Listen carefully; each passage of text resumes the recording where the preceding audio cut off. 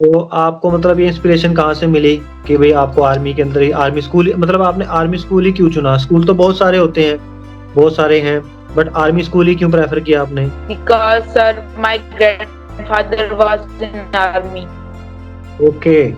तो आदित्य मेरे को एक चीज़ बताओ कि क्या डिफ़रेंस नज़र आया आपको जब लेट्स से कि जब आप सेल्फ स्टडी करते थे, ठीक है? तो जैसे मान लो जब आपने 7th क्लास के एग्ज़ाम को दिया तो अब आप वहाँ पर 8th की इनटेक के लिए जाओगे आरएमसी के अंदर, ठीक है ना? Yes.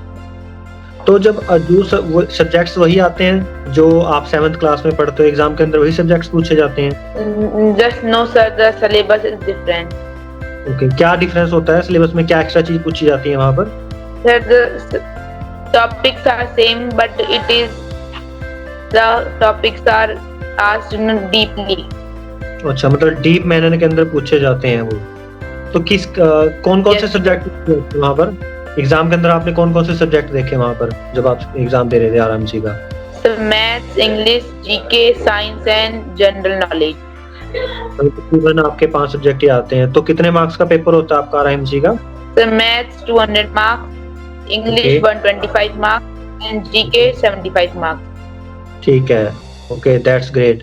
तो जैसे अभी आपने बोला कि जो हम सब्जेक्ट्स पढ़ते हैं, वो अगर हम आरएमसी का एग्ज़ाम देने जाते हैं, थोड़ा डीपर लेवल पे पूछा जाता है, ठीक है? तो जब आप सेल्फ स्टडी कर रहे थे और उसके बाद जब आप जॉइन करने के बाद आपने सब्जेक्ट्स को स्टडी किया, तो आपको क्या-क्या इम्प्रूवमेंट नज़र आई कि आपको किस सब्जेक्ट्स में ज़्यादा दिक्कत आती थी, जो कोचिंग के बाद आपकी क्लियर हो जाती है?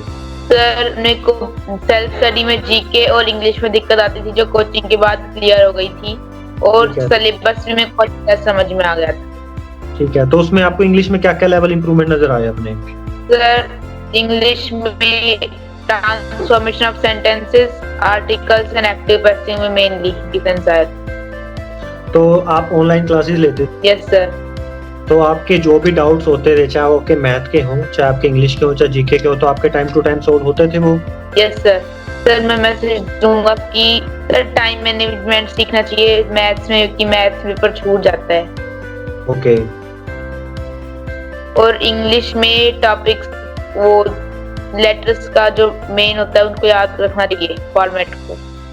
ठीक है। तो मीन्स उनको थोड़ा-सा अपने मतलब टाइम को लेके चलना चाहिए भी ताकि हम अच्छे तरीके से फटाफट अपने क्वेश्चन को सॉल्व कर सकें मैथ के और इंग्लिश के।